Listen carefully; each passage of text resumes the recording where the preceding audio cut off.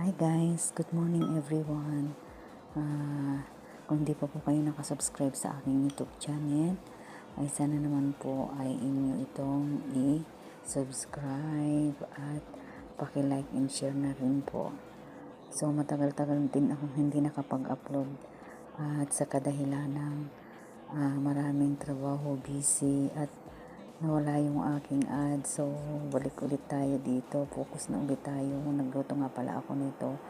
Dalawang klaseng niluto ko, plain rice at saka sweet and sour. Dalawa kasi yung gusto nung amo ko kasi meron siyang bisita ngayon.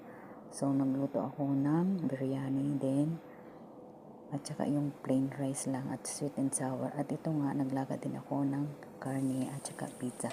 So pagkatapos ko nga noon ay mabilis na akong naglinis nitong aking mga ginamit at itong lababo ay syempre atin itong pakikintabin kasi yung amo ko ayaw niya talaga ng marumi yung kanyang sink, yung lababo.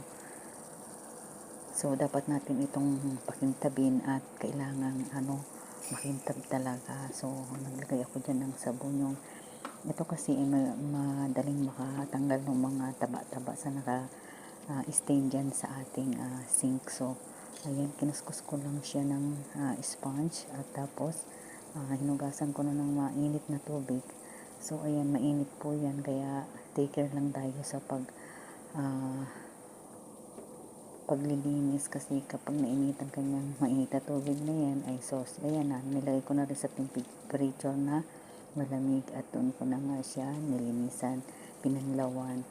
So mahirap talaga maging isang katulong. Kailangan mong maging maayos yung pagtatrabaho mo at pulido dahil minsan ang mga amo natin ay napaka-sensitive lalo na sa mga pagkain.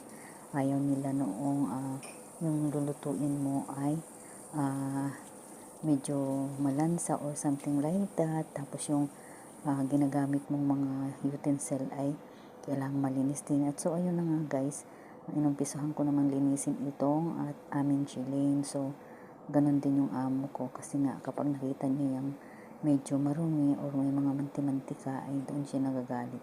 Pagkatapos naman i-sponge to ng ay dito naman ako nag-focus sa floor. Yan, nilinis ko yan, nilagyan ko ng tubig at saka sabon.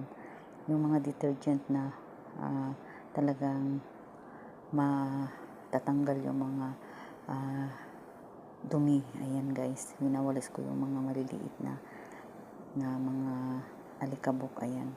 At yan na ay nilagyan ko na rin na siya ng sabon at saka tubig. So ayun na nga, imamap na